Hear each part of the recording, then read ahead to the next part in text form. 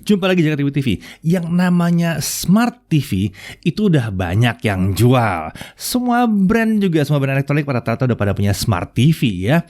Ya, saya tahu bahwa umumnya orang udah merasa cukup canggih kalau udah bisa beli yang namanya Smart TV tahun 2020 ini ya. Tapi nggak semua Smart TV itu sebetulnya sama ya.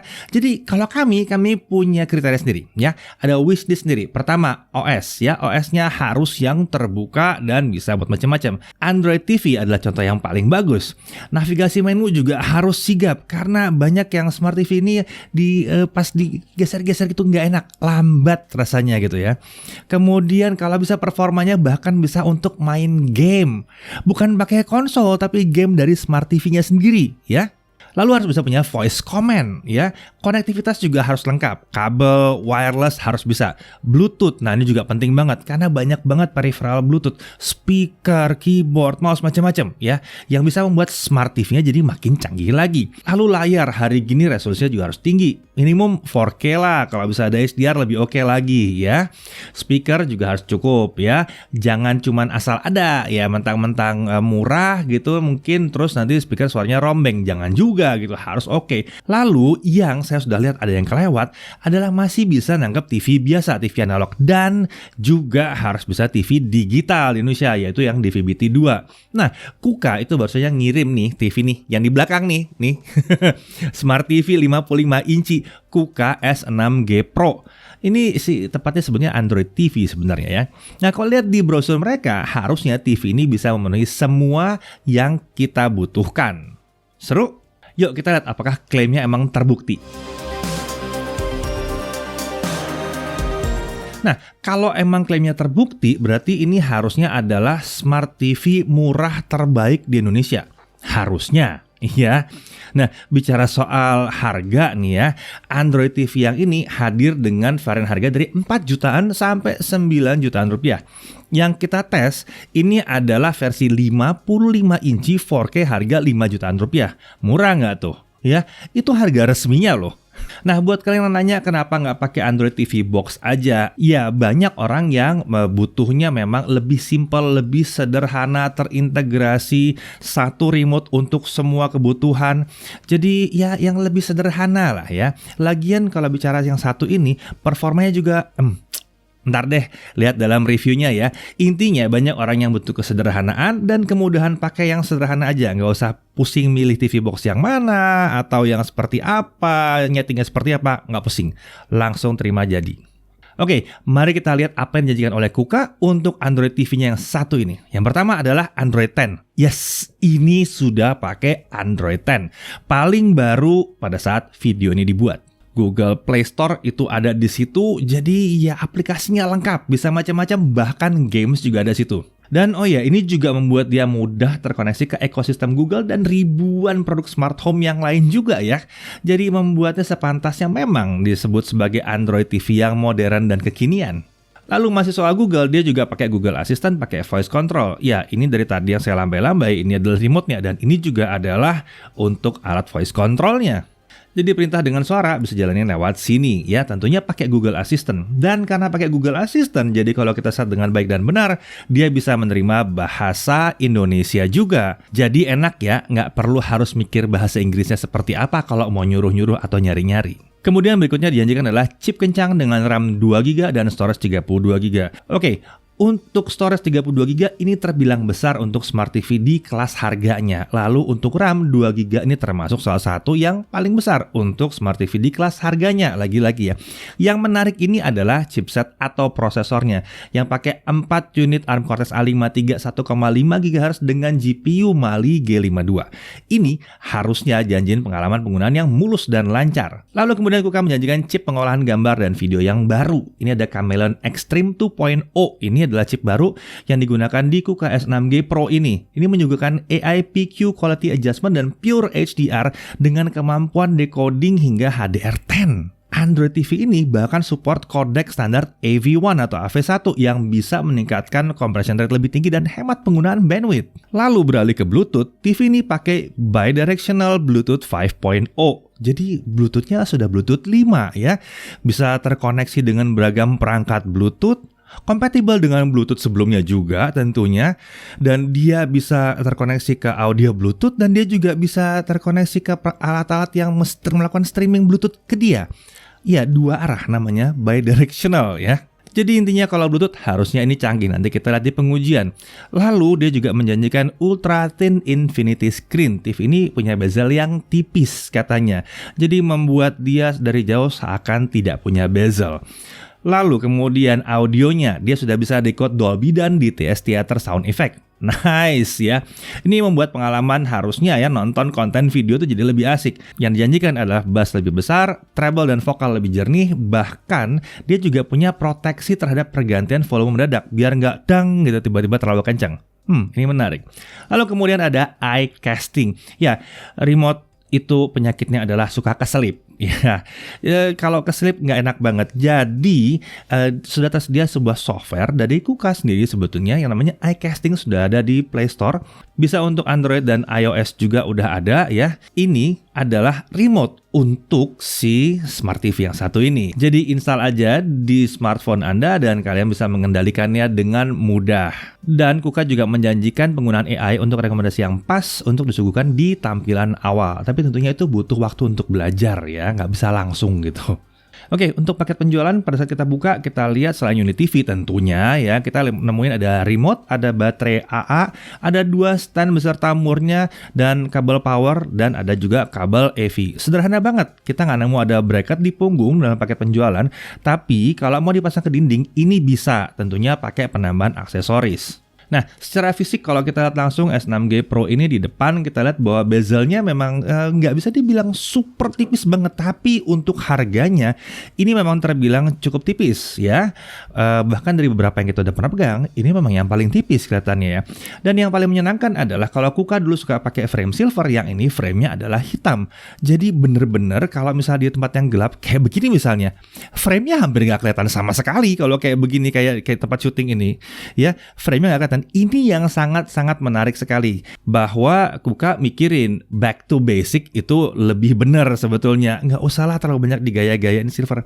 Hitam, polos, yang penting isinya keren. Mungkin satu-satunya yang kelihatan menarik lagi di bawah tulisan KUKA itu di paling bawah tengah itu ada lampu indikator di TV ini. Ya kalau merah berarti dia standby, kalau dia mati ya berarti dia mati. Kalau dia hijau berarti dia hidup seperti saat ini. Tapi lampu ini cukup kecil untuk tidak mengganggu kita pada saat nonton. Nah sekarang beralih dari sisi belakang. Kalau kita putar dan kita lihat dari belakang, di sisi kanan bawah ada sebuah joystick 5 arah. Ini untuk pengaturan ya, segala macam pengaturan ya, seandainya remote kalian berkeselip dan nggak sempat nginstal iCasting ya, jadi bisa pakai remote ini, walaupun agak sedikit repot nanti ya pastinya. Kalau dari depan berarti dia di sebelah kiri, tapi di bagian belakang. Lalu di bagian tengah kanan, kalau dari belakang kita lihat ini ada banyak konektor dari atas ke bawah. Kita bisa ada konektor AV, ada konektor kabel antena, ada 2 USB port, ada 3 HDMI untuk input, lalu ada 1 digital output, dan ada port Ethernet. Sementara itu kalau kita lihat sebelah kiri, itu hanya ada 1 lubang untuk power connector, ya tentunya buat colok ke listrik ya.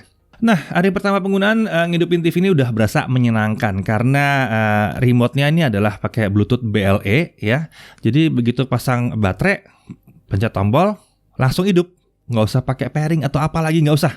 Langsung hidup aja. Dan kita nggak perlu mengarahkan ini ke TV karena ya dia bukan infrared ya, ini Bluetooth ya. Proses boot up awal itu nggak makan waktu lama, sekitar 45 detik sampai 1 menit ya, bahkan terasa cukup cepat untuk sebuah Smart TV berbasis Android atau sebuah Android TV.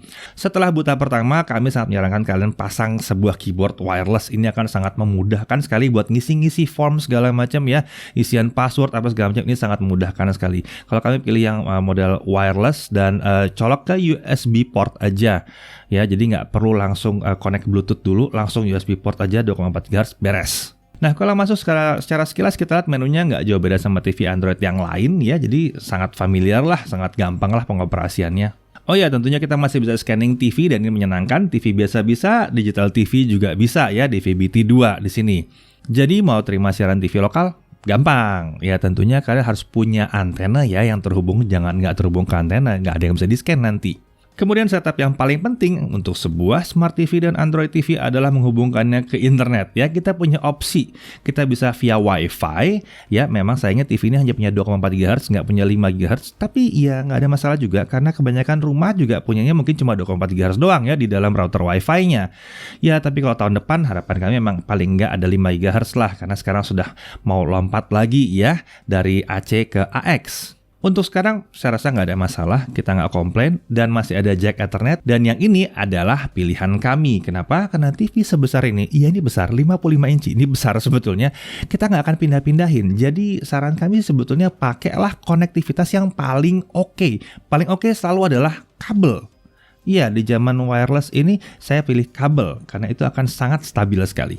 Nah, untuk masang akun kalian bisa pilih mau lewat smartphone atau mau langsung masang pakai keyboard lalu diisiin ya, atau pakai remote juga bisa kalau mau, atau pakai iCasting juga bisa.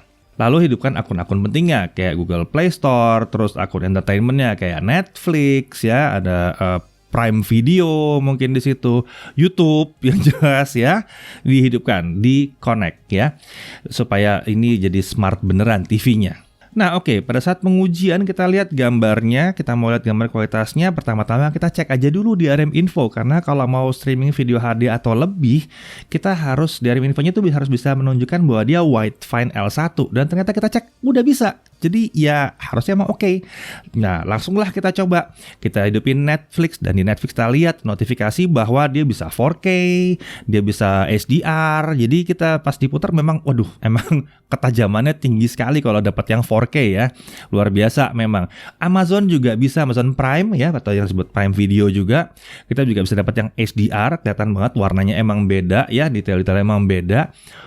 YouTube juga bisa ya, gambarnya sampai ke 4K, jelas banget, detailnya crisp banget, saya suka banget lihatnya, saturasinya juga oke banget. Nah oke, yang paling menyenangkan dari yang satu ini pada saat kita nonton, kita masih ada tombol menu di mana kita bisa nyeting pengaturan gambar. Saya udah nemu Smart TV yang nggak bisa nih kayak begini, harus nyeting pengaturan gambar sendiri di luar saat kita lagi nonton. Ini agak menyulitkan, kalau kita mau ganti tengah-tengah kita harus berhenti dulu nontonnya ya. Nah ini bisa langsung pencet menu dan kita bisa ngatur. Untuk picture mode-nya ada vivid, ada standard, ada sport, ada user, dan ada movie. Yang kita bisa setting adalah tentunya yang user. Kita bisa bikin customize sendiri maunya seperti apa. Dari sisi tampilan gambar, menurut kami ini oke banget untuk kelas harganya. Hitamnya pekat, kontrasnya dapat, dan kita nggak ngerasa bahwa warnanya wash out ya, seperti rata-rata TV di kelas harga begini. Ini nyaman ngelihatnya. Lalu kemudian untuk audio kami rasa bahwa ini adalah salah satu yang terbaik untuk kelas harganya ya. Cukup lantang, cukup terdefinisi, cukup jernih, hanya saja posisi speakernya emang nggak di depan seperti biasanya. Itu yang memang bikin treble sama vokalnya kayak nggak terlalu keluar gitu ya memang. Tapi keseluruhan ini sudah oke banget. Yang paling penting pada saat suaranya dikencengin itu kita nggak dengar ada bunyi-bunyi apa ter apa gitu, kadang-kadang suka ada kayak gitu ya di TV-TV yang lebih murah gitu. Ini nggak ada, ini aman. Nah untuk pengaturan audio itu ada preset juga ya, ada standar, ada music, ada sport, ada movie ya. Dan kalau masuk ke dalam lagi masih ada pengaturan balance ya, ada bass treble, ada juga opsi untuk hidupin DTS di situ. Nah, untuk pengendalian tentu kita pakai remote. Tadi saya pegang-pegang remote-nya belum dibahas malah. Oke, untuk remote ini ya memang sekilas kayak remote biasa ya. Maksudnya ya nggak yang sophisticated gimana gitu ya. Tapi penampilan tinggal penampilan. Buat kami remote ini fungsional banget. Ada tombol shortcut, Netflix, YouTube, Prime Video, Google Play, itu langsung ada shortcutnya. Lalu asisten juga di tengah-tengah nih ada nih tombol untuk Google Assistant ya. Ya terlepas dari tombol di pad-nya yang agak-agak nyambung nih, kadang-kadang saya suka agak salah pencet ya. Tapi sebetulnya ini fungsional banget, kita nggak banyak komplain lah. Hal yang kami senang sekali di sini adalah pada saat kami mau matikan si TV ini, tekan tombol power, tap, dia langsung masuk dalam mode standby, cepat sekali. Dan kalau dari mode standby kita mau hidupin, itu juga cepat banget, tekan tombol power, tap, dia langsung hidup lagi. Ini sangat menyenangkan karena responsnya cepat banget. Tentunya kalau kalian mau matiin TV ini untuk jangka waktu yang panjang, ya bisa di shutdown. Tahan aja tombol powernya agak lama, nanti ada menunya untuk shutdown. Nah, bicara soal mematikan, kita bicara soal konsumsi daya tentunya ya. Memang kalau pada saat kita standby itu konsumsi dayanya akan naik turun dari sekitar 0,5 watt sampai sekitar 20-an watt. Sementara kalau kita shutdown total, ya memang konsumsi dayanya akan rendah sekali, kisaran 0,an doang ya, 0,5 watt sekitar segitu ya. Nah, untuk saat kita dalam menu seperti saat yang di belakang saya ini kurang lebih sekitar 120 sampai 123 watt konsumsi dayanya. Hal yang menarik adalah pada saat nonton. Kalau dalam menonton kita pasang mode standar di picture mode-nya ya, kita dapatkan bahwa TV ini hanya mengkonsumsi daya 75 sampai 85 watt aja. Lucu ya, menunya lebih boros sedikit ya. Ternyata kalau kita perhatikan sebetulnya memang menu-menu yang lain, menu picture yang lain kita dapat 125 sampai 128 watt. Lucunya adalah kalau kita masuk dalam menu gambar yang lain dan kita geser dynamic backlight-nya, konsumsi dayanya turun di bawah 90 watt sama seperti mode standar tadi. Jadi kalau mau irit, hidupin tuh dynamic backlight. Oh ya, TV ini juga punya fitur casting ya, atau seperti Chromecast ya, atau seperti Google Cast. Jadi kita bisa ngoper video yang kita tonton dari smartphone ke layar TV ini ya, atau kita bisa pilih untuk TV ini memutarkan apa yang kita mau dari smartphone, nggak usah dicari pakai remote gitu. Ini akan lebih mudah lagi terutama kalau kalian cari-cari di YouTube ya, lebih gampang cari dari smartphone langsung lempar ke sini. Dan yang menyenangkan adalah fitur casting ini berarti sebetulnya dilempar itu adalah linknya doang. Jadi setelah terpasang di TV ini ya, si smartphone mau dimatiin pun tetap jalan videonya. Nah, untuk konektivitas Bluetooth kita lihat bahwa kita bisa connect headphone nggak ada masalah, kita pasang Galaxy Buds bahkan itu nggak ada masalah juga ya. Gamepad Bluetooth itu juga gampang dikoneksikan, keyboard Bluetooth bisa, speaker kita nyobain beberapa speaker oke banget, speaker Bose dipasang tuh wah suara jadi lantang bisa juga ya, kalau mau ngupgrade speaker jadi pakai Bluetooth oke banget ya. Ya memang kita lihat kalau bicara soal speaker dia nggak punya jack 3,5 mm yang memudahkan kita untuk masang ke speaker apapun yang kita mau ya. Ada pilihan untuk digital output di situ, tapi mungkin yang paling gampang hari gini adalah pakai konektivitas Bluetooth. Ya kalau misalnya speaker kalian pakai 3,5 mm ada dongle-nya kan bisa dicari juga sebetulnya. Nah sekarang kita masuk ke bermain game. Ya, ini bisa main game ternyata ya. Kita cobain game yang adiktif adalah Real Racing. Kita main Real Racing 3 di sini. Ini cukup membuat pengujian jadi lama karena berakhir dengan kita main game mulu. Ya kita mainkan dengan gamepad dan gamepadnya terkoneksi via Bluetooth. Kita nggak ngerasa ada lag yang berarti. Kita bisa main dengan sangat nyaman sekali si Real Racing ini. Kita juga nyoba Asphalt 8, kemudian kita juga nyoba Minecraft di situ. Ya ada Minecraft yang di story mode. Kita bisa mainkan di sini dengan cukup nyaman. Tampilan juga oke banget dan story mode jadi enak banget karena layarnya gede. Ya. Nah, kalau kalian mau level up dan kalian punya PC di rumah, kalian tinggal bisa pasang Steam Link ya. Kalian punya game Steam di PC kalian, atau di PC gaming kalian bisa mainkan gamenya di PC tapi di stream ke TV yang satu ini lalu kita kendalikan pakai gamepad. Bisa. Di sini kita contohkan main pakai Tomb Raider di sini. Shadow of the Tomb Raider. Ya, PC kita kebetulan pakai GeForce RTX jadi ini jalan pakai ray tracing ya. Iya, jangan pakai ray tracing di sebuah TV 55 inci yang terpisah dari PC-nya. Terpisah jauh, ruangannya berbeda. Kita mainkan nyaman dan lancar. Lalu kita nyoba juga game Resident Evil ya. Game ini juga lancar ya. Tergantung konektivitas jaringan kalian juga tentunya. Konsumsi daya, jangan takut main game pun konsumsi dayanya sama aja lah, sekitar 125 watt juga. Jadi lebih ke arah layar sebetulnya konsumsi dayanya. Oke, kita masuk ke bagian kesimpulan. Apakah wishlist kita terpenuhi? Pakai Android, apalagi ini Android 10, terpenuhi. Navigasinya sigap, yes, terpenuhi. Semingguan kita coba dan navigasinya enak banget ya. Voice command ada, ya. Bisa bahasa Indonesia pula di situ. Konektivitas Bluetooth-nya lengkap, terpenuhi. Kita mau pakai speaker juga bisa, pakai gamepad juga bisa. Masih bisa pakai TV biasa, TV analog ya, masih bisa. TV DVB-T 2-nya ada juga buat TV digital. Layar 4K, HDR pula dan keren juga, black-nya asik banget di sini. Konektivitasnya lengkap walaupun kami berharap ada Wi-Fi 5 GHz tapi kita pakai kabel aja, udah lancar banget. Speaker juga memadai dan kemampuan gamingnya lumayan nih kemampuan gamingnya. Bahkan kita bisa mainin game yang cukup oke walaupun memang di Android Play Store-nya tidak lengkap-lengkap banget untuk saat ini tapi udah lumayan. Ya lagian kalau kalian punya PC di rumah kalian bisa pakai Steam Link ya. Dan yang menyenangkan lagi adalah fitur standby-nya. Dimatiin langsung standby, dihidupin langsung hidup lagi. Jadi berasa bener-bener TV lah. Walaupun smart banget dilengkapi dengan Android. Secara keseluruhan untuk 5 jutaan ini rasanya harganya miring banget ya. Wow, kalau masih kurang murah ya dan tidak butuh yang besar-besar amat layarnya, masih ada opsi versi 50 inci yang di kisaran 4 jutaan. Dan kalau mau yang gede banget lagi ada yang versi 65 inci di harga kisaran 9 jutaan saat video ini dibuat. Untuk sementara, saat video ini dibuat, pertengahan 2020 kami bilang ini adalah Smart TV berbasis Android 10 atau ini adalah Android TV yang terbaik di kelas harganya. Saya Dedi Irfan, Jaga TV TV.